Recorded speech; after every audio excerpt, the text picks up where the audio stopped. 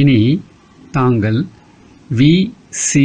சுகுமாரன் என்ற பெயரிலே யூடியூபில் வேதாத்ரி மகரிஷியின் சிந்தனைகளை பார்த்து மகிழுங்கள். வாழ்க வையகம், வாழ்க வையகம், வாழ்க வளமுடன்.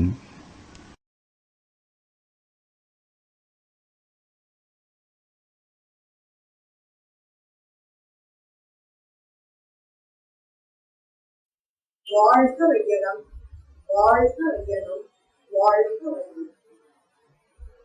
இறை அருளும் குரு அருளும் சும்முமே இன்று இன்றைய நிகழ்ச்சியில் முழு துணையாகவும் பாதுகாப்பாகவும் வழி நடத்த அமையுமாக.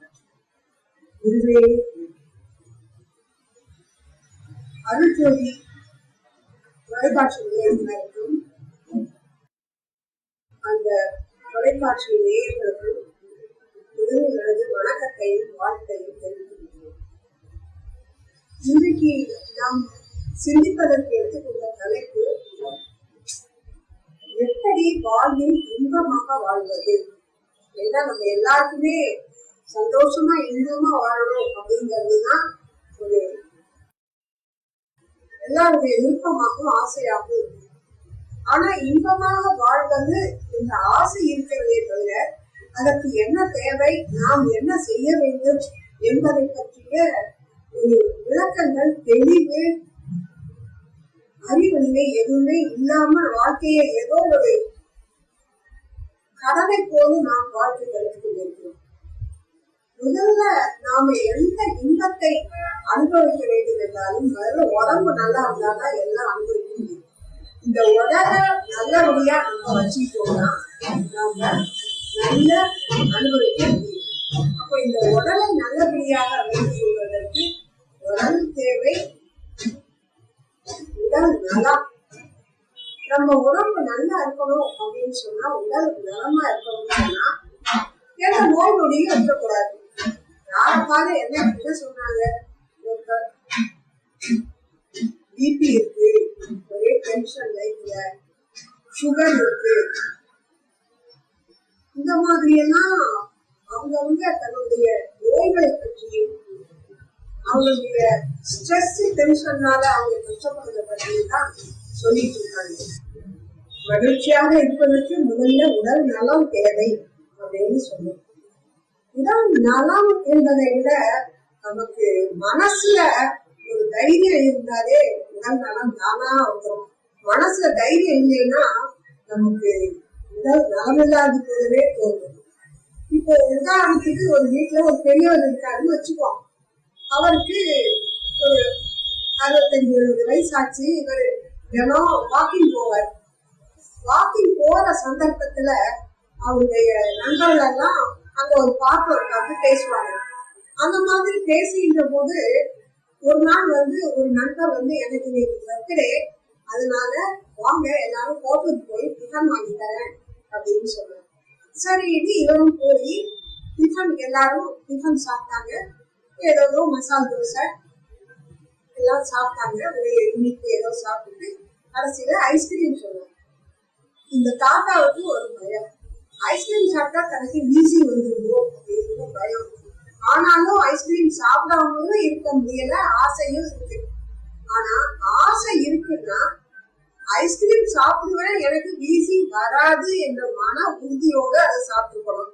ஆனா அவர் என்ன பண்ணாரு, ஐஸ்கிரீம் சாப்பிட்டா வீசி வந்துருக்கோம், வந்துருக்கோம் அப்படின்னு பயந்துட்டு ஐஸ்கிரீம் சாப்பிட்டாரு. சாப்பிட்டு வீட்டுக்கு வர்றதுக்கு லேட் ஆயிடுச்சு. எப்போதும் 7 மணிக்கு வர்றவரு அன்னைக்கு 7:30 ஆயிடுச்சு. வீட்டுல எல்லாம் காணவே கவலையா இருந்தாங்க. வந்த உடனே என்ன போனீங்க என்ன அப்படின்னு எல்லாம் கேட்டுட்டு, இந்த மாதிரி நண்பர் கூட ஒரு பார்ட்டிக்கு போறேன்னு, பார்ட்டியில ஐஸ்கிரீம் எல்லாம் சாப்பிட்டேன்னு சொன்னா வீட்டுல திட்டு போறாங்களேன்னு, இல்ல அங்க போண்டா காஃபி இவ்வளவுதான் சாப்பிட்டேன் அப்படின்னு இவங்க சரி வாங்க பூரி கிழங்கு வச்சிருக்கேன் சாப்பிடலாம் அப்படின்னு சொன்ன உடனே இவருக்கு பூரி கிழங்குனா ரொம்ப இஷ்டம். ஆனா வயிறு ஃபுல்லா அங்க சாப்பிட்டாச்சு. இப்ப சாப்பிட்டேன்னும் வீட்டுல சொல்ல முடியாது, பூரி கிழங்கையும் விட மனசு இல்லை. இப்ப என்ன பண்றாரு, பூரி கிழங்கையும் சரி 2 சாப்பிடுறேன் அப்படின்னு சொல்லி சாப்பிட்டு படுத்தா அடுத்த பிறகு அவர் ஹோட்டல்ல சாப்பிட்ட சாப்பாடு வயிற்றுல கேஸ் ஃபார்ம் ஆகுது. அவர் சாப்பிட்ட ஐஸ்கிரீம்னால எனக்கு வீசிங் வருமோ என்ற எண்ணமே வீசிங் வர வைக்குது. ராத்திரி 12 மணிக்கு மேல அவருக்கு மூச்சு திணறல் வந்து வீசிங் மாதிரி வந்துருச்சு. வந்த உடனே தூங்க படுத்த உடனே எழுந்திருச்சு.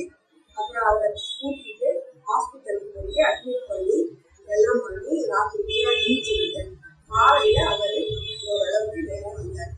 அவருடைய எண்ணம் ஐஸ்கிரீம் சாப்பிட்டது தவறல்ல என்று சொல்ல முடியாது. ஆனால் மன உறுதியோடு நான் சாப்பிட எனக்கு வீசிங் வராது, நான் இதை தாண்டி கூட என் உடம்பு அப்படிங்கிற மன தைரியத்தோட அந்த ஐஸ்கிரீம் சாப்பிட்டிருந்தாருன்னா அவருக்கு எந்த விதமான நோயும் வராது. பாதி நோய்க்கு காரணம் மனநோய் தான்.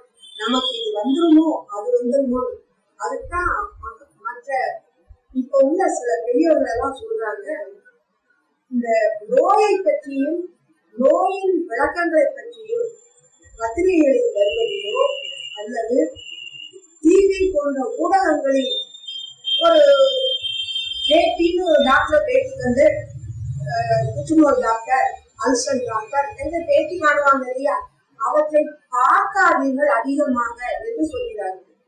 ஏன்னு கேட்டா அதை கேட்கும் போது ஒரு அல்சர் நோயாளிக்கு என்னென்ன சிம்டம்ஸ், அதாவது என்னென்ன மாதிரிகள் முன்மாதிரிகள் உடலில் இருக்கும் என்று டாக்டர் விவரிப்பார். டாக்டர் சொல்ல அத்தனை மாதிரிகளும் நமக்கு இருப்பதாக ஒரு தோற்றம். அதே மாதிரி புற்றுநோய் என்றால் அதற்கு புற்றுநோய் டாக்டர் சொல்லுகிறார், அந்த இப்படி இருந்தா புற்றுநோய் வரும், புற்றுநோய் இருந்தா இந்த மாதிரி வரும் அப்படின்னு சொல்லும் போது அவர் சொல்லுகிறார் அத்தனை காரணங்களும் அத்தனை சிம்டம்ஸ் அதுவும் நமக்கு இருப்பது போல நமக்கு தோன்ற ஆரம்பிக்கிறது. அப்போ அந்த நோயை பற்றியே சிந்திக்கும் போது அந்த நோய் நம்மை நிச்சயமாக வந்து அடையும். ஆகவே எப்பொழுதுமே நாம் எதை பற்றி சிந்தித்தாலும் நோயை பற்றி சிந்திக்க கூடாது. உடல் நலம் தேவைப்படுவது எப்பொழுதும் நான் நன்றாக இருக்கிறேன், என் உடல் உறுப்புகள் நன்றாக இருக்கின்றன, நான் நல்ல உணவை உண்ணுகிறேன், இதுக்கு அடுத்த ஒரு நம்மை கலக்குகிற ஒன்று என்னவென்றால் எதை பார்த்தாலும் எந்த காய்கறியிலும் சரி, அரிசியிலும் சரி, கோதுமையிலும் சரி, எதை எடுத்தாலும் அவற்றில் ரசாயன உரங்கள் கூறப்பட்டு நாம் ஸ்லோ பாய்சன் என்று சொல்லப்படுகிற அந்த உரங்கள் ஊறிய உரங்களில் இருந்து விளைந்த தானியங்களையும் காய்கறிகளையும் பழங்களையும் சாப்பிடுவதால் அந்த பாய்சன், அந்த பூச்சிக்கொல்லி மருந்துகளின் விஷத்தன்மை நம் உடலில் ஏறுகிறது என்று சொல்கிறார்கள். எதான் சாப்பிடுறது? சிலர் சொல்கிறார்கள் சிறுதானியங்கள் சாப்பிடுங்க, நம்ம அந்த இதெல்லாம் விட்டுட்டு இந்த அரிசி கோதுமை சாப்பிடுறதுனாலதான் நமக்கு சத்துக்கள் குறைகிறது. ஆனால் சிறுதானியங்கள் என்று சொல்லும் போது அவற்றில் நல்ல சத்துக்கள் இருக்கின்றன, நம் உடலுக்கு தேவையானது இருக்கின்றன என்றெல்லாம் சொல்கிறார்கள். இதையெல்லாம் பார்க்கும்போது நமக்கு எதை சாப்பிடுறது, எதை சாப்பிட்டா என்ன நோய் வரும், எதை சாப்பிட்டால் எந்த விஷத்தன்மை உள்ள அந்த காய்கறியை சாப்பிடுகிறோம், பழத்தை சாப்பிடுகிறோம் என்றெல்லாம் குழப்பம் தான் வருகிறோம். ஆனால் ஒரு தெளிவான மனநிலையோடு முடிந்த வரையில் நல்ல சாத்வீகமான ஃப்ரெஷ் அப்படின்னு சொல்லக்கூடிய காய்கறிகள், பழங்கள் இவைகளை அதிகம் சேர்த்து கொண்டு நாம் உணவு உண்ணுவது நம்முடைய உடல் நலத்தை பாதுகாப்பதற்கு முக்கியமான ஒரு கருத்தாகும். இரண்டாவது, எப்பவுமே உடலுக்கு உடற்பயிற்சி, நடைப்பயிற்சி என்பது மிக மிக அவசியம். நம்முடைய இன்றைய தலைப்பு நோய் இல்லாமல் வாழ்வது என்பது மட்டுமல்ல, இன்பமாக வாழ. இன்பமாக வாழ்வதற்கு முதல் பாயிண்ட் நோய் இல்லாமல் இருந்தாலும் இன்பமா வாழ முடியும். அதுக்கு எடுத்துக்கொண்ட இந்த முயற்சிகள் தான் இதெல்லாம். அப்போ உடற்பயிற்சி என்பது மிக மிக அவசியம். அவரவர்கள் வயதுக்கு ஏற்ற மாதிரி பெரிய மிக கடினமான ஆசனங்கள் இல்லாமல் எளிமையான உடற்பயிற்சிகளை பயிலலாம். ஆனால் உடற்பயிற்சி மட்டும் செய்து கொண்டிருந்தால் அதுல நடக்க வேண்டிய ஒரு சமயம் வந்தால் நம்ம நடக்க முடியவில்லை. உடற்பயிற்சினால எல்லா உறுப்புகளும் ஜாயின்ஸ் என்று சொல்லக்கூடிய இணைப்புகளும் நன்றாக இருந்தாலும், எங்காவது நம்ம டூர் போகணும்னு வச்சுக்கோங்க, அங்க போற இடங்கள்ல எல்லாம் இப்ப மைசூர் போனா பிருந்தாவன்ல நடக்கணும், டெல்லி போய் ஆக்ரா தாஜ்மஹால் பார்க்கணும்னா போற இடம் வரைக்கும் தான் நம்ம கார்ல போக முடியும். அதற்கு பிறகு உள்ள முழுமையா நடந்துதான் போய் பார்க்க முடியும். அப்ப நடக்க முடியல, முட்டு வலிக்குது என்றால் நாம் ஏதாவது ஒரு மூலையில் உட்கார்ந்துதான் இருக்க வேண்டும். ஆகவே இதை நாம் மாற்றி இன்பமாக எல்லாவற்றையும் அனுபவிக்க வேண்டும் என்றால் உடற்பயிற்சியோடு நடைப்பயிற்சியும் பழக வேண்டும். நடந்து நடந்து பழகும் போதுதான் நம்மளால் எல்லாவற்றையும் அனுபவிக்க முடியும். ஆக உடற்பயிற்சி, நடைப்பயிற்சி, மனதிடம், ஒழுங்கான உணவு பழக்கம் இவைகளெல்லாம் வைத்துக் கொண்டிருக்கும் போது நமக்கு எந்த விதமான நோய் என்பது, அதனால் நாம் மன வருத்தமோ இல்லை இன்பத்தை அனுபவிக்க முடியாத ஒரு தன்மையோ ஏற்படாது. இப்போ அடுத்ததாக பொருளாதாரம். இன்பம் என்று எடுத்துக்கொண்டால் பொருள் இல்லாமல் எந்த இன்பத்தையும் அனுபவிக்க முடியாது.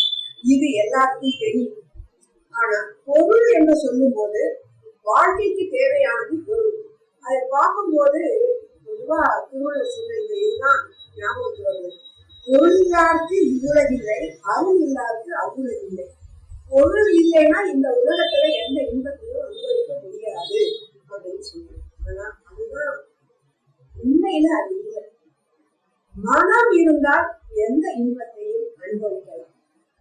வெளிநாடுகளுக்கெல்லாம் போய் டூர் போகும்போது அங்கங்க உள்ள இயற்கை காட்சிகளை கண்டு ரசிக்கலாம் என்னும்போது அந்த வெளிநாடுகளுக்கு செல்வதற்கான பயண செலவு, அங்கே தங்குவதற்கான செலவு, இதையெல்லாம் பார்க்கும்போது பொருள் நமக்கு அதிக தேவை, செலவு அதிகமானது. ஆனால் அவற்றையே நாம் இருக்கிற இடங்களிலேயே நம்முடைய இந்த தர்மபுரி சென்னையில் உள்ள கடற்கரையில் எத்தனை வகை, நம்முடைய கடற்கரைதான் உலகிலேயே மிகப்பெரிய கடற்கரையாக இருக்கிறது. நம்முடைய கடற்கரையில் சென்று அமர்ந்து அந்த கடல் அலைகளின் ஆரவாரத்தையும் கரையை நோக்கி கடல் வந்து உள்ளே செல்லுகின்ற அழகையும் மாலை நேரத்தில் சூரியன் அஸ்தமிக்கிற அந்த காட்சியையும் கண்டு ரசித்துக் கொண்டிருந்தாலே இயற்கை காட்சியை ரசிக்கிறோம்.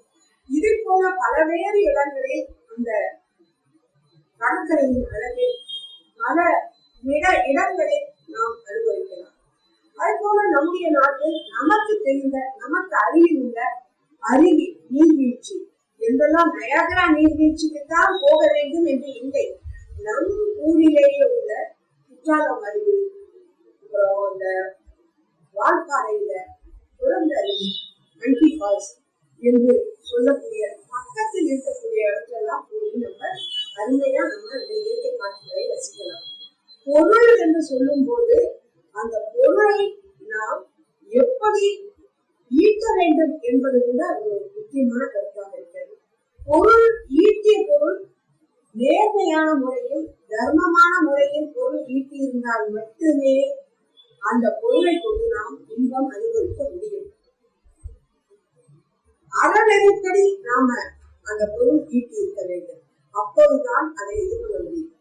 அதுதான் ஈரல் அறம் தீவினையின்றி ஈட்டல் பொருள்.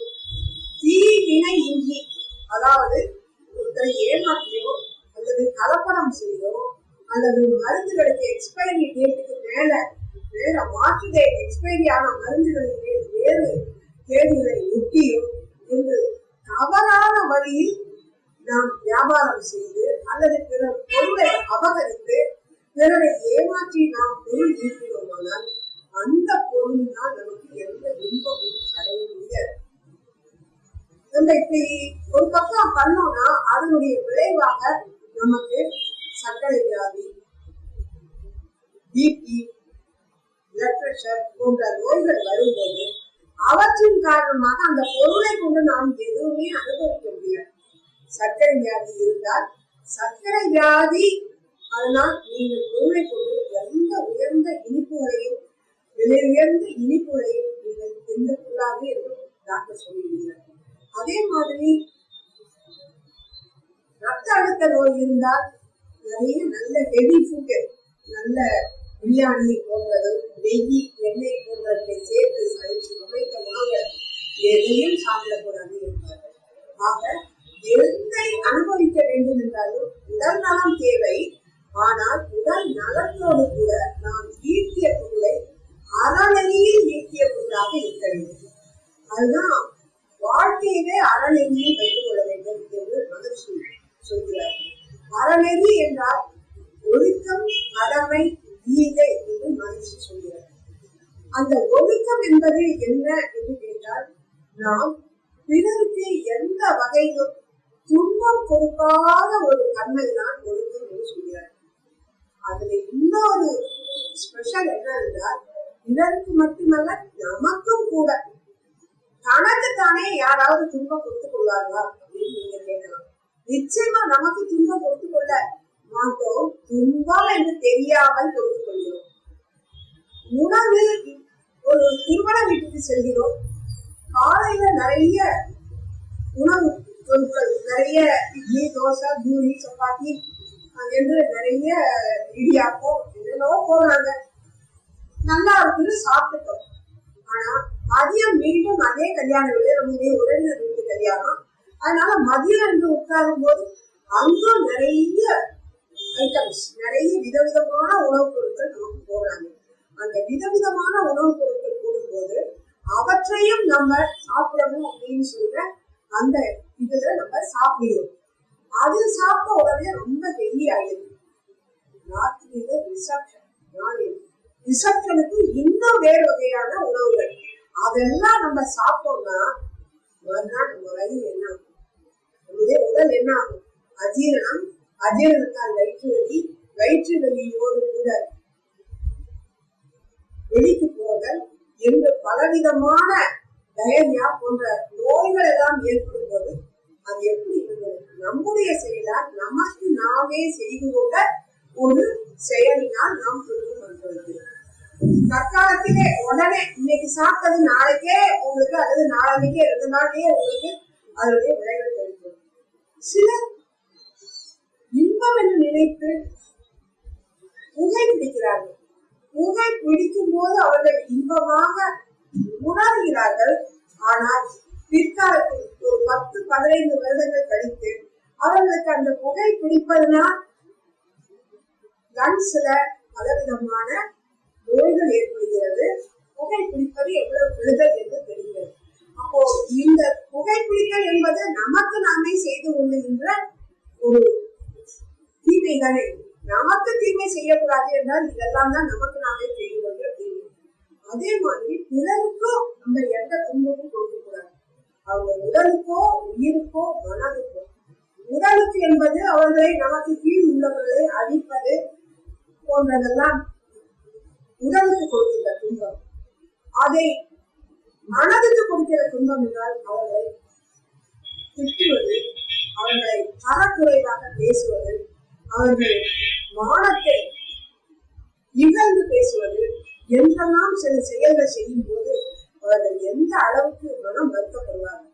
அந்த செயல் செய்யறது தான் வள்ளுவர் சொல்றாரு, நாவினால் தீனா சுட்டப்பும் உள்ளாரும் ஆறாதே நாவினால் சுட்டவளை. நீங்க அடிச்சீங்கன்னா கூட அது ஆறி போயிடும். ஆனா வாயால சொன்னதை நீங்க சொன்னவங்க மறந்துடலாம்.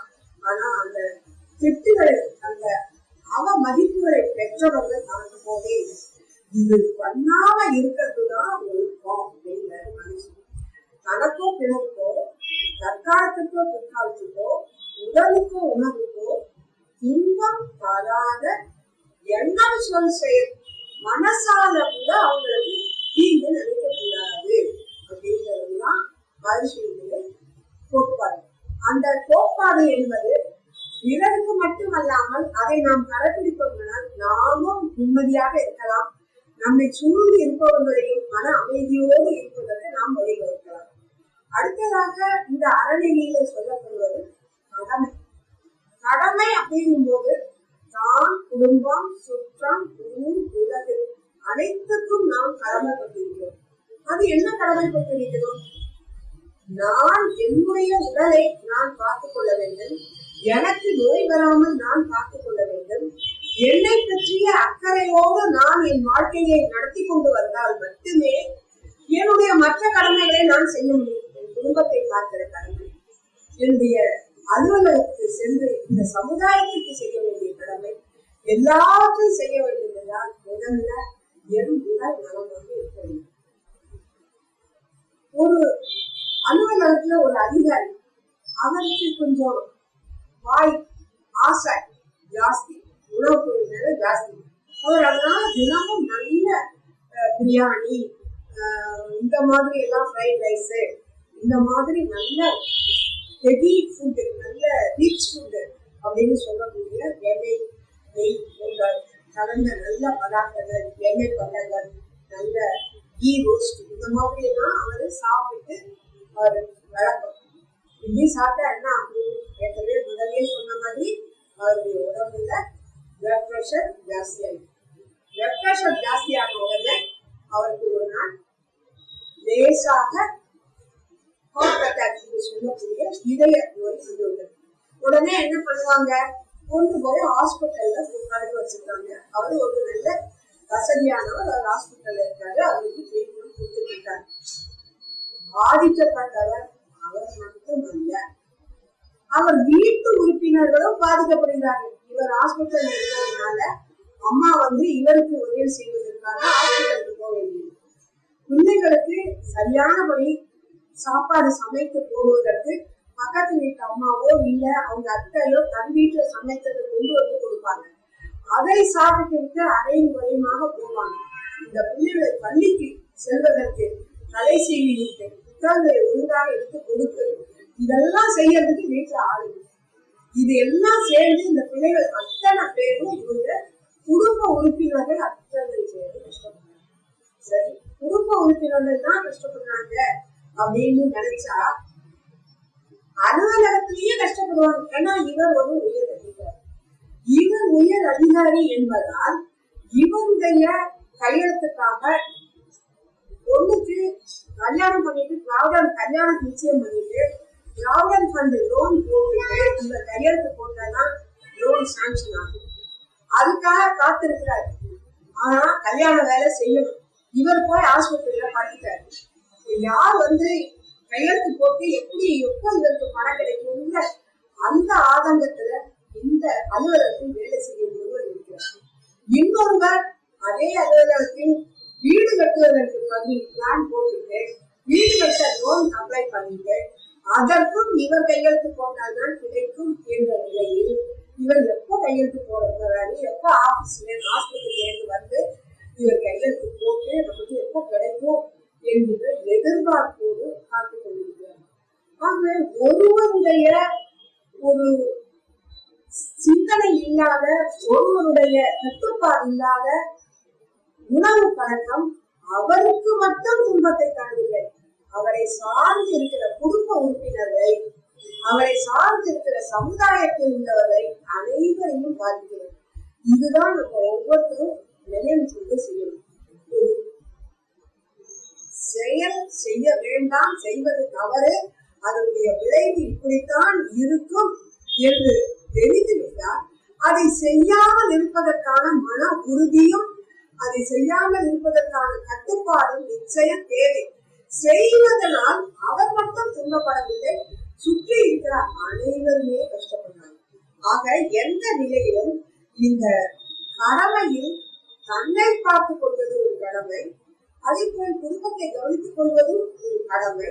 குடும்பம் சுற்றத்தாருக்கும் உதவி செய்ய வேண்டியது, அவர்களுடைய தேவைகளை நிறைவேற்ற வேண்டியது நம்முடைய கடமையாகத்தான் இருக்கிறது. மனிதன் தனி மனிதன் அல்ல, அவனால் தனியாக வாழ முடியாது, சுற்றம் என்று இருந்தால்தான் முடியும். இதை நாம் பார்த்தோமானால் இங்கே நம்முடைய ஊரில் பக்கத்தில் அருகில் சுற்றத்தாரும் நம் மொழி பேசியவர்கள் இருப்பதால் நாம் சுற்றத்தாரை அலட்சியம் செய்கிறோம். நாம் பார்க்கின்ற விடுமுறை நாட்களில் இங்கேயே ஏதாவது ஒரு இடத்துக்கு சென்று பார்ப்பதும், இந்த டிவி போன்ற தொலைக்காட்சி பெட்டிகளிலும் நாம் நேரத்தை செலவழிக்கிறோம். ஆனால் சுற்றத்தாரை தேடி இங்கெல்லாம் சனி ஞாயிறு போன்ற விடுமுறை நாட்களில் ஒவ்வொரு சுற்றத்தார் வீடுகளுக்காக நாம் போவோம், அவர்கள் நம் வீட்டுக்கு வருவார்கள். அதன் காரணமாக நமக்குள் ஒரு ஒட்டுதல், ஒற்றுமை, ஒரு உறவு நீடித்து இருக்கும். ஆனால் இப்பொழுது யாருமே சுற்றத்தில் ஒருவர் வீட்டுக்கு ஒருவர் போவதே கிடையாது.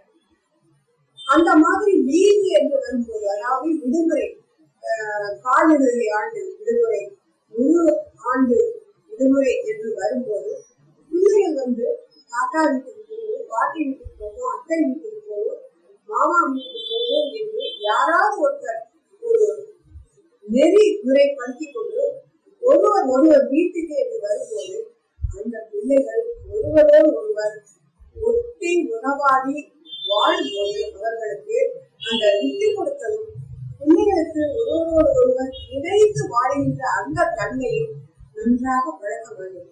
ஆனால் தற்போதைய சூழ்நிலையில் தன் வீட்டில் இருக்கிற ஒரு குழந்தையை மட்டும் அழைத்துக் கொண்டு எங்காவது கூறுகளுக்கு ஏதாவது ஊர்களுக்கு செல்கிறார்கள். செல்கின்ற இடத்தில் அந்த பிள்ளைகள் கேட்பதெல்லாம் கிடைக்கிறது, அந்த பிள்ளைகள் நினைத்ததையெல்லாம் செய்கிறார்கள். அதன் காரணமாக அவர்களுக்கு பலருக்கும் பகிர்ந்து கொடுக்கக்கூடிய ஒரு தன்மையும், பலரோடு இணைந்து இணக்கமாக வாழ்கின்ற ஒரு தன்மையும் அவர்களுக்கு அறியாமலே சென்றுவிடுகிறது.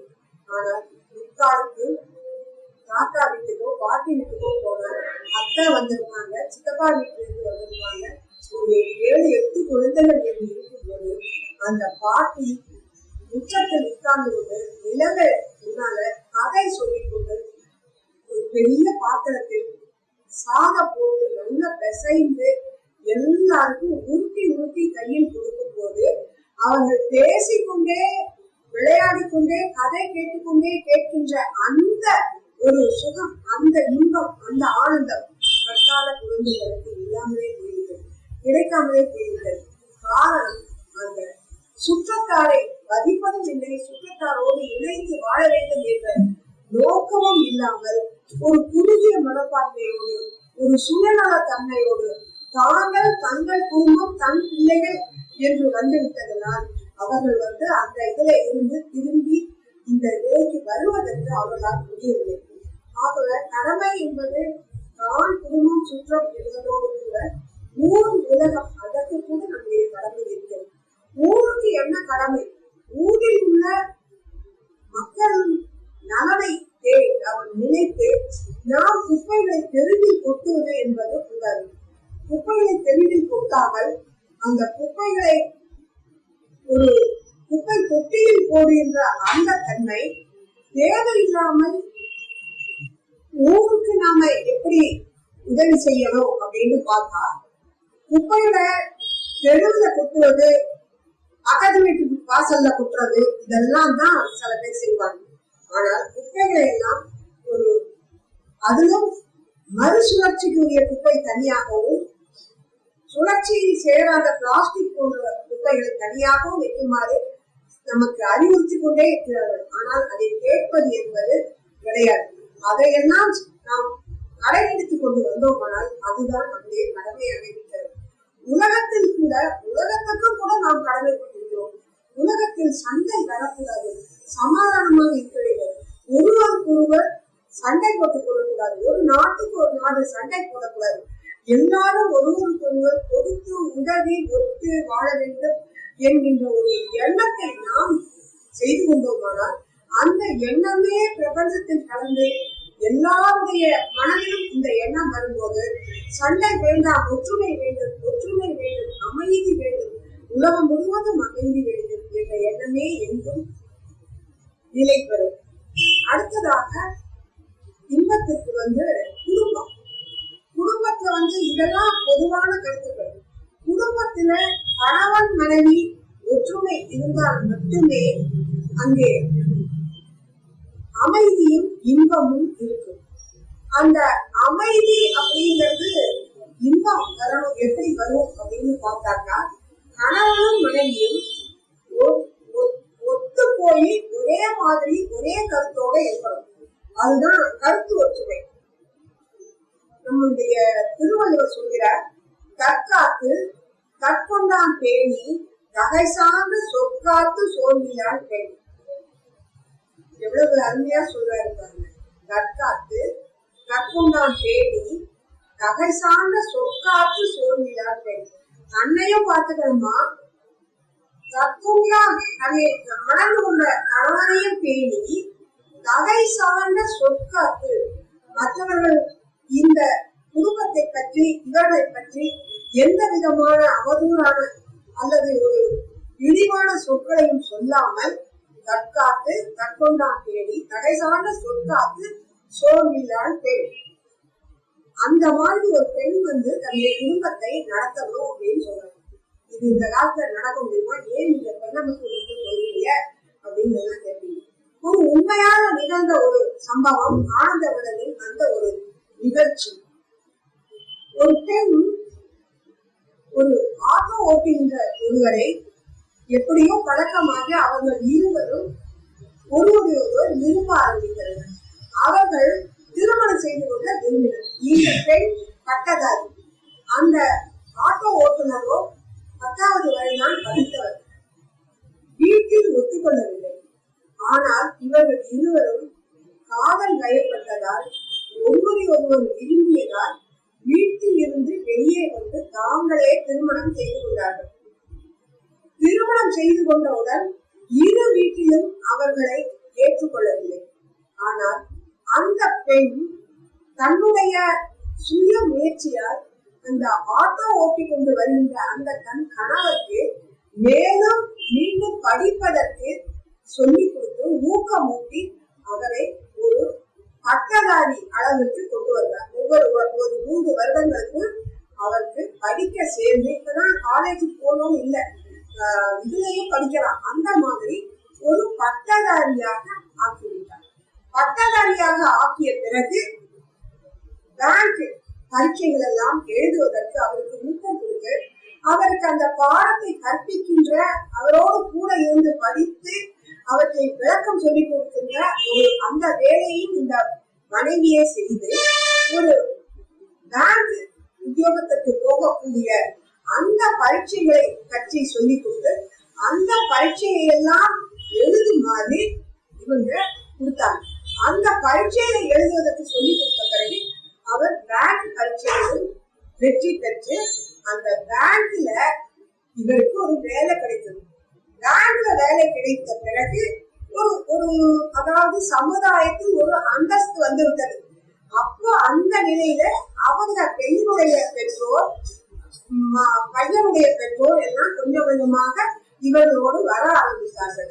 இந்த பெண் அவர்களை அணுகி அவர்களுக்கு நல்ல சுமூகமான நிலையில் அவர்களோடு பழகி, அவர்கள் இதுவரை நம்மை மதிக்கவில்லை, நாங்கள் இப்பொழுது ஒரு நிலையான வேலையில் ஒரு சம்பாத்தியத்தில் வந்த பிறகு நீங்க வரீங்க என்று எந்த விதமான இதுவும் சொல்லாமல் அவர்களை அரவணைத்து, அதுதான் தகை சார்ந்த சொற்காத்து, அதற்கு ஏற்ற மாதிரி அவர்களோடு நட்புறவோடு பழகி அந்த பேங்க்ல வேலைக்கு சேர்ந்த பிறகு பேங்க் பரீட்சையும் எழுத, அதுல பேங்க்ல வேலை வருவதற்கு வேலை பெறுவதற்கு, அதாவது மேனேஜர் போன்ற வேலை பெறுவதற்கான பரீட்சையையும் எழுதுமாறு இந்த தன் கணவரை தூண்டி அவர் இப்பொழுது ஒரு பேங்க்ல நல்ல உயர்ந்த பிரான்ச் மேனேஜராக அவர் வேலை பார்க்கிறார்.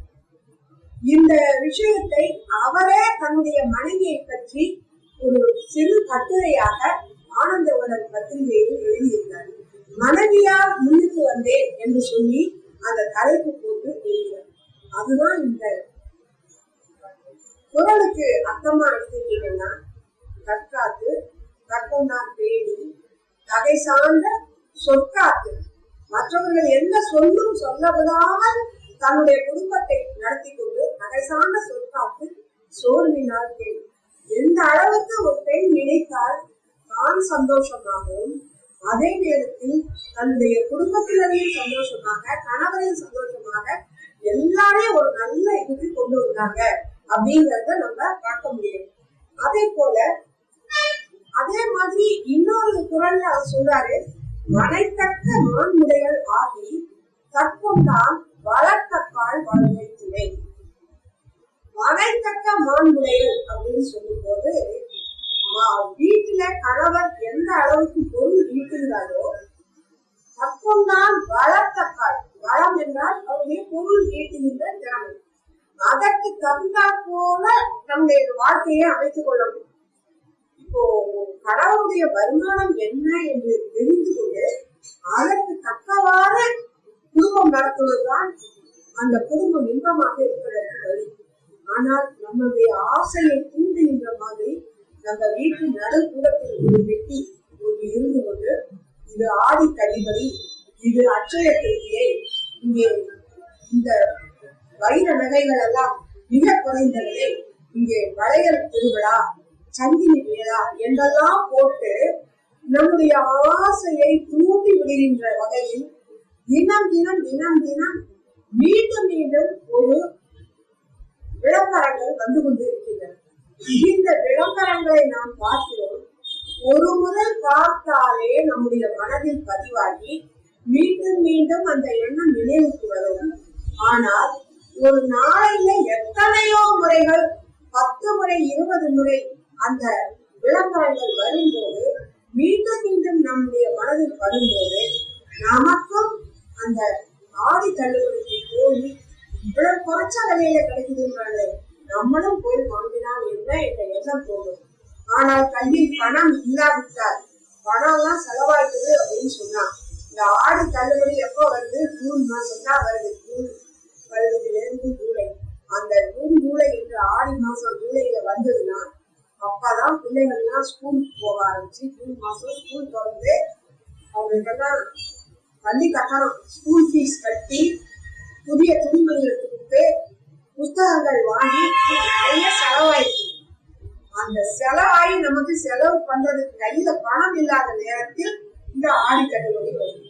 அப்போ மனதில் ஒரு உறுதி இருக்க வேண்டும்.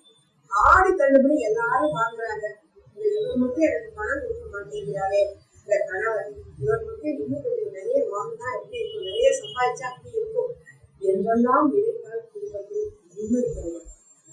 ஆக கற்பம் தான் வளர்த்தப்பால் வாழ்க்கை. அவருடைய வளர்த்துக்கு ஏற்ற மாதிரி வாழ வேண்டும். அதுதான் மகிழ்ச்சி ஒரு பாடல் சொல்லுவாங்க. சிக்கனமும் சிந்தனையும் சிறந்த பண்பும் சீர்திருத்தமுடன் வாழும் துணையை கொண்டு.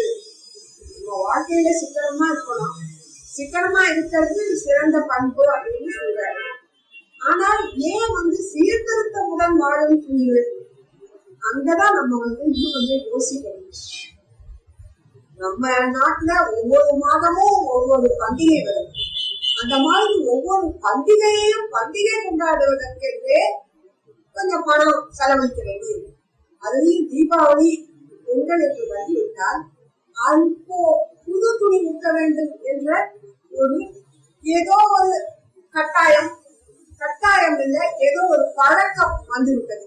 அந்த பழக்கத்தின் காரணமாக நாம தீபாவளிக்கு புது துணி எடுப்போம். தீபாவளிக்கு என்று புதிய புதிய டிசைன்ல, புதிய புதிய வண்ணத்துல, புதிய புதிய கடைகள் திறக்கப்பட்டு புடவைகள், துணிமணிகள், பிள்ளைகளுக்கு எல்லாம் நமக்கு விளம்பரப்படுத்துவார்கள்.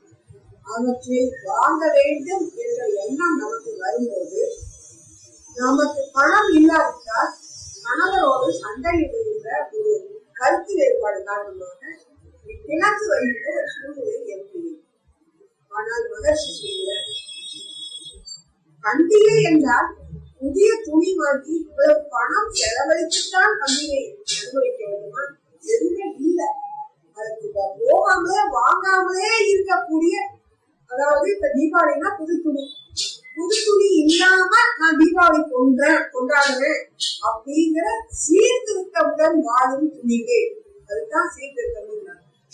பொங்கல் என்றால் தீபாவளி புது துணி வாங்க வேண்டும் என்ற அவசியம் இல்லை, கட்டாயம் இல்லை என்ற சீர்திருத்தத்துடன் நாம் ஏன் சீர்திருத்தம் துணிவுன்னு ஏன் சொல்றாருன்னா, நம்ம இருந்தோம்னா எழுத்து ஊட்டிக்காரங்க கேட்பாங்க, தீபாவளிக்கு என்ன வாங்குறீங்க?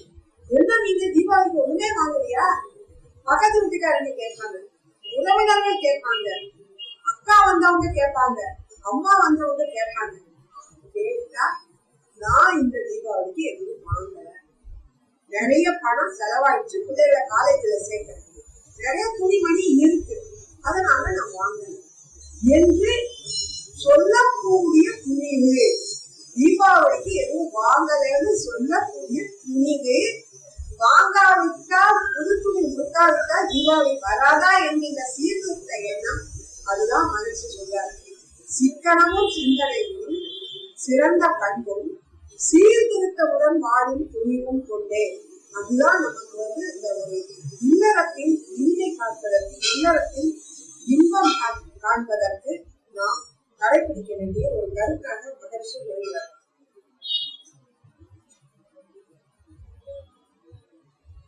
அதுபோல உறவுகளோடு மக்களோடு சமுதாயத்தை நம்ம நல்லதையே காண வேண்டும்.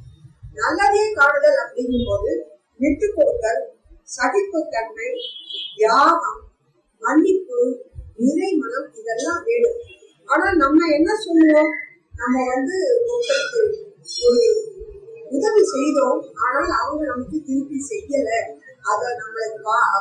அதை நினைத்து கொண்டு நம்மிடம் எப்பொழுதும் ஒரு பணிவோடு நாம் உதவி செய்தோம் என்கின்ற அந்த எண்ணத்தில் நமக்கு அவர்கள் அடங்கி இருக்க வேண்டும் என்கின்ற ஒரு மனப்பாம்போடுதான் நம்ம இருக்கிறோம். அந்த மனப்பாம்போடு தான் நம்ம இருக்கிறோம். அப்போ அதுல இருந்து நம்ம விடுபடணும். உதவி செய்வது என்பது ஈகை, பிறருக்கு உதவி செய்வது என்பது ஈகை. ஆனால் யாருக்கு நீங்க உதவி செய்தீங்களோ அவங்களே திரும்பி உங்களுக்கு உதவி செய்யணும் என்றோ அதை சொல்லி காட்டி நம்மிடம் ஒரு நன்றி உணர்வோடு இருக்க வேண்டும் என்று எதிர்பார்ப்பது தேவையில்லை. இது எல்லாருக்கும் இது வழக்கம். நான் அந்த குடும்பம் எவ்வளவு கஷ்டப்பட்டாங்க, பையனுக்கு ஃபீஸ் கட்டலே கஷ்டப்பட்டாங்க. நான் தான் ஃபீஸ் கட்டுறதுக்கெல்லாம் பணம் கொடுத்தேன். இப்போ அவன் படிச்சு முடிச்சு வேலைக்கு போயிட்டான். ஆனா வீட்டுக்கு வர்றது கூட கிடையாது, எட்டி பார்க்கறது கூட கிடையாது நம்ம சொல்லணும். ஏனென்றால் அவன் படிப்பதற்கு நாம் பணம் கொடுத்து உதவினோம். அதுக்காக அவன் ஒவ்வொரு தடவையும் வந்து மாசம் ஒரு தடவையா தேங்க்யூ சொல்லிட்டு போகணும்னு நம்மளுடைய மனம் எதிர்பார்த்து, அந்த எதிர்பார்த்தலின் காரணமாக அவர்களை குறை கூறுகிறது. நான் எவ்வளவோ செஞ்சேன், அவங்க அதை நினைச்சு பார்க்கல அப்படின்னு சொல்லுவோம். ஆனால் நாம் செய்த நன்றிக்கு, நாம் செய்த உதவிக்கு, நாம் யாருக்கு செய்தோமோ அவர்களே நமக்கு திருப்பி செய்வார்கள் என்று எதிர்பார்க்க வேண்டாம். வேறொரு வகையில் வேறொரு இடத்தில் இருந்து நமக்கு அந்த உதவி கிடைக்கும். உதாரணமாக நீங்கள் நெல்லை விதைக்கிறீர்கள், 100 நெல்லை விதைக்கிறீர்கள். ஆனால் நீங்கள் விதைத்த நெல் மணியவா திரும்ப முளைத்து வருகிறது? இல்லை. ஒவ்வொரு நெல் மணியில் இருந்தும் ஒரு நெற்கதிர் அதில் புதிதாக 100 நெல் மணிகள் வருகின்றன. அப்போ ஒரு நெல்லு நீங்க போட்டீங்கன்னா போட்ட நெல்லு வரல, அதிலிருந்து 100 நெல்மணிகள் நமக்கு வருகின்றது. அதே மாதிரி ஒரு மாங்கொட்டையை நட்டால் நீங்கள் நட்ட மாங்கொட்டையிலிருந்து உங்களுக்கு திருப்பி பலன் வரல, அதிலிருந்து வருகின்ற மரத்தில் இருந்து வேறு 100 மரங்கள் கிடைக்கின்றன. அதுதான் நாம் நினைக்க வேண்டியதை. நீங்கள் யாருக்கு உதவி செய்தீர்களோ அவர்களிடமிருந்தே நமக்கு பதில் வர வேண்டும் என்று, நன்றி வர வேண்டும் என்று நினைப்பது சரியல்ல. எப்படி நாம் போட்ட நெல்லுக்கு பதிலாக வேறு புதிய 100 நெல்மணிகள் வருகின்றதோ, விதைத்த மாங்கொட்டைக்கு பதிலாக புதிதாக பழங்கள் கிடைக்கின்றதோ, அதை போல நாம் செய்த நன்மைக்கு, செய்த உதவிக்கு, செய்த ஈகைக்கு பிற இடத்தில் இருந்து நமக்கு நல்லது கிடைக்கும். அது பல மடங்காக திரும்பி கிடைக்கும்.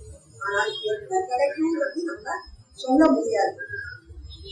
நெல்லு விதைச்சா விதைச்ச நெல்லில இருந்து ஒரு 3 மாதத்துக்குரிய நெல் மணிகள் கிடைக்கும். ஆனால் 3 மாதத்தில் அதனுடைய பலம் கிடைத்துள்ளது. நீங்கள் ஒரு மாங்கொட்டையை நட்டால் அந்த மரம் வளர்ந்து உங்களுக்கு பலம் கொடுப்பதற்கு 7-8 வருஷங்கள் ஆகும். ஆனால் வருடங்களுக்கு பிறகு அந்த பழங்கள் 20 வருடம் 30 வருடங்கள் பழம் கொடுத்து கொண்டே இருக்கும். ஒவ்வொரு ஆண்டும் 100 பழங்கள். ஆகவே செய்த நன்மைக்கு பதில் என்பது உடனேயும் கிடைக்கலாம், பிறகு கிடைக்கலாம். ஆனால் எப்பொழுது எப்படி என்று மட்டும் யாருக்கும் தெரியாது.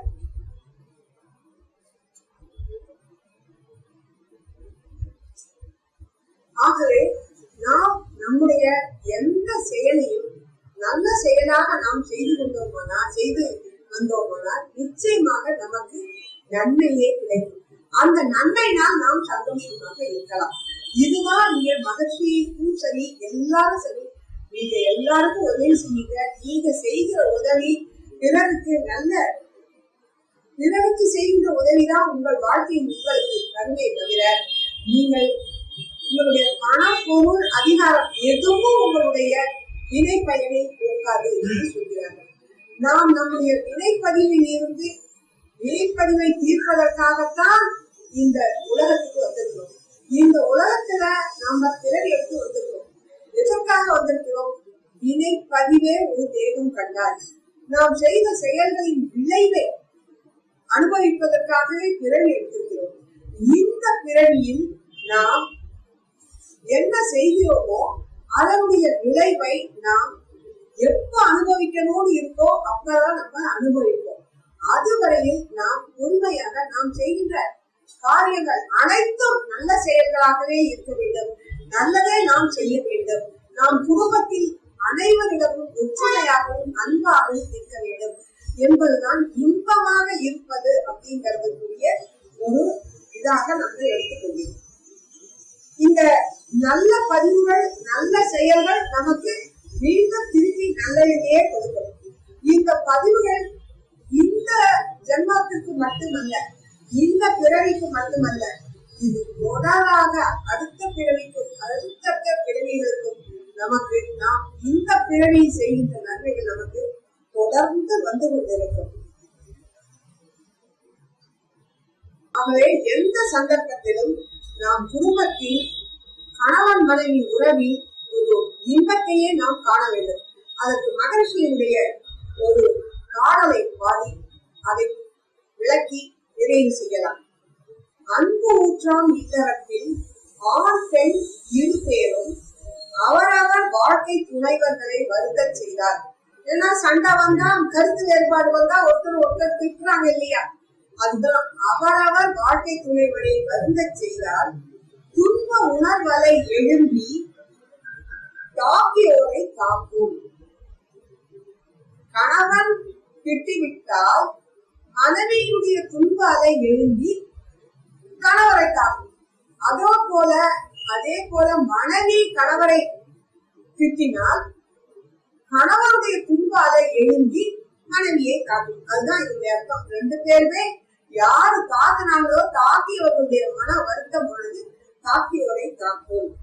தொல்லை தரும் சாபமாம் நோய்கள் வரும் தேர்வி. இதனால இது சாபமா மாறும், நோய்கள் வரும் தேர்வி. இப்ப நோய் வந்தா யாருக்கு? கணவருக்கு நோய் வந்தா யாருக்கு கஷ்டம்? மனைவிக்கு. மனைவிக்கு நோய் வந்தா யாருக்கு கஷ்டம்? கணவருக்கு. அவங்களால பார்க்கணும். அதனாலதான் இருவரும் ஒருவரை மற்றவர் எந்த காரணத்தினாலும் மனம் வருந்த செய்யக்கூடாது. கொஞ்சம் பொறுமையா விட்டு கொடுத்தல், சகிப்புத்தன்மை, தியாகம் கூட சில சந்தர்ப்பத்தில் செய்ய வேண்டியது. இன்ப ஊற்று இருவருடைய பெருகுவதற்கு இந்த விட்டு கொடுத்தல், சகிப்புத்தன்மை, தியாகம், இந்த மூன்றும் நிச்சயமாக ஒரு குடும்பத்தில் இன்பமா வாழணும்னா வேணும். விட்டு கொடுத்தல் யார்தான் விட்டு கொடுக்கணும்? கணவர் விட்டு கொடுக்கணுமா? மனைவி விட்டு கொடுக்கணுமா? யார் சகித்து கொண்டு போக வேண்டும்? யார் தியாகம் செய்ய வேண்டும் என்ற கேள்வி எழுந்தால் இருவருமே செய்யலாம். இருவருமே யாரு எந்த நேரத்துல அந்த மனநிலையில் இருக்கிறார்களோ இருவருமே ஒருவருக்கு ஒருவர் விட்டு கொடுத்து சகித்து கொண்டுதான் செல்ல வேண்டும். அதுதான் இன்ப ஊற்றாம் இல்லறம் என்று சொல்கிறார். இதுக்கு மகர்ஷி சொல்ற ஒரு கருத்து என்னன்னா, யாரு விட்டு கொடுக்கிறார்களோ, கணவன் மனைவி உறவில் யார் விட்டு கொடுக்கிறார்களோ அவர்கள் அறிவாளிகள் அப்படின்னு சொல்றாங்க. ஏன்னா அறிவாளிகள் தான் விட்டு கொடுப்பாங்க, அறிவாளிகள். ஆக விட்டு கொடுத்தல், சகிப்புத்தன்மை, தியாகம் என்று சொல்லும் போது இன்முகமும் பொறுமை, பகைமை காட்ட வேண்டும். நமக்கு சில சந்தர்ப்பங்களில் கோபம் இருந்தால் கூட அதை சற்று அடக்கி கொண்டு இன்முகமாக இருந்து விட்டோமானால் கொஞ்ச நேரம் கழிச்சு அதை எடுத்து சொன்னா அது புரிந்து கொள்ளும்.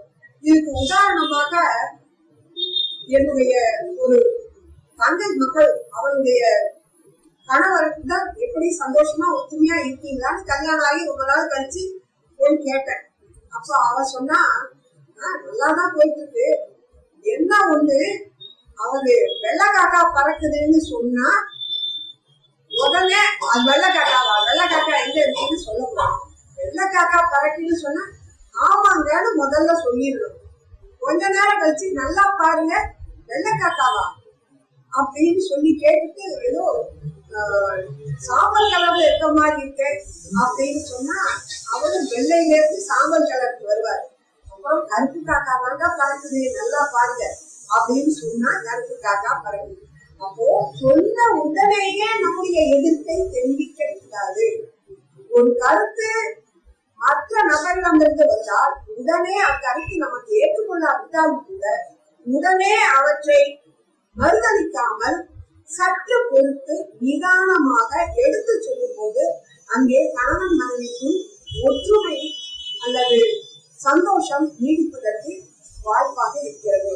அதுதான் அப்படி இருக்கும் போதுதான் தன் குரல் விளக்கும் நல்ல தரமுடைய மக்கள் கிடைப்பார்கள். இல்வாழ்வை ஆராய்ந்து கண்ட உண்மை இது என்கிறார் மகரிஷி. ஆகவே இதை போல நாம் இன்பமாக வாழ வேண்டும் என்றால் எப்படி இருக்கணும், என்னெல்லாம் செய்யணும் அப்படிங்கறத பத்தி இவ்வளவு நேரம் சிந்திச்சோம். இதை கேட்டுக்கொண்டிருந்த உங்கள் அனைவருக்கும் என்னுடைய நன்றியை தெரிவித்துக் கொள்கிறேன். இதுபோல் மீண்டும் ஒரு நல்ல சிந்தனையோடு உங்களை சந்திக்கிறேன். இந்த வாய்ப்பளித்த அருள்ஜோதி தொலைக்காட்சியினருக்கு என்னுடைய வாழ்த்துக்களையும் வணக்கத்தையும் தெரிவித்துக் கொள்கிறேன். வாழ்க வளமுடன்.